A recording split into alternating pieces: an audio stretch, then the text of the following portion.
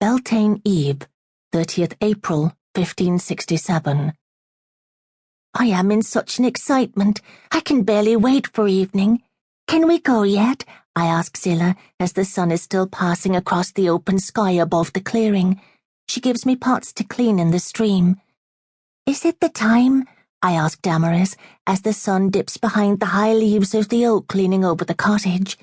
She gives me twigs to twist out the cobwebs in the corners. At last the hour comes. As the shadows lengthen on the grass, I dance ahead of Zilla and Damaris into the woods to collect green branches for the bringing in of the summer. Can I do it? Can I? Ask the hawthorn mother.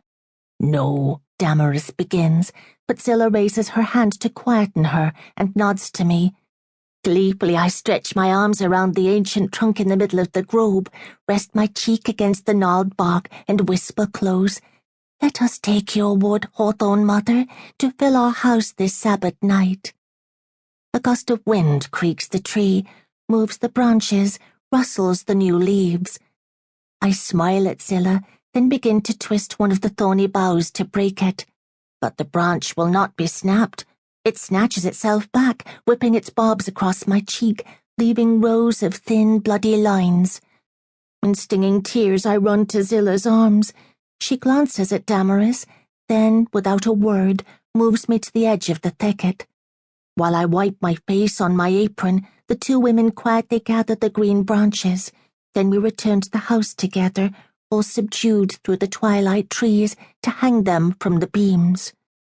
Afterwards, when the great glittering beasts, the lion and the bear, begin their nightly prowl across the sky, we carry bundles of dry sticks into the clearing in front of the cottage and throw them carefully together on the earth to make our bale fire. Zilla takes a brand from our hearth and sets the faggot all alight.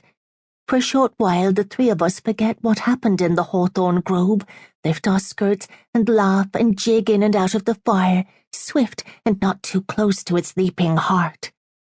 But into my head comes the little mannequin under the eaves, almost dry, wrapped in his neckerchief shirt. I look up at the gable shutter and picture him there on my cane-bottomed chair. "Aphra! Aphra!" Damaris is shrieking. I turn, look down at a huge spear of flame flaring up my skirts, flap at it with my hands. A razor-sharp stinging spreads over my leg. I suck in breath and smell roasting meat. Zilla pushes me to the ground, presses me down. "Honey, milk!" she screeches to Damaris. With shuddering breath, Zilla heaves me up in her frail arms and lurches towards the cottage. My head is pounding. I cannot be quiet. Birds clatter up out of the trees at my screaming as we stumble by.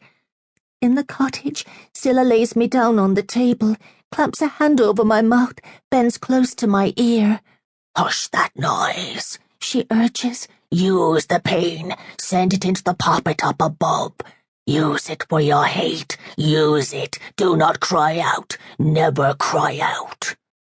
While I whine between clenched teeth, tossing my head from side to side, Zilla busies herself with the muslin wrappings drenched in honey and the cooling milk-soaked cloths. Damaris, to the side, tears up plantain leaves, weeping, whispering through her tears. "It was the hawthorn mother that did this. Aphra did not please her. She should not have tried to break the boughs." "Nonsense," says Zilla. "It was no more than a mishap. Give me the leaves. They should ease her pain." I try to do as Zilla says, send the pain into the little mannequin drying on the chair up in the eaves.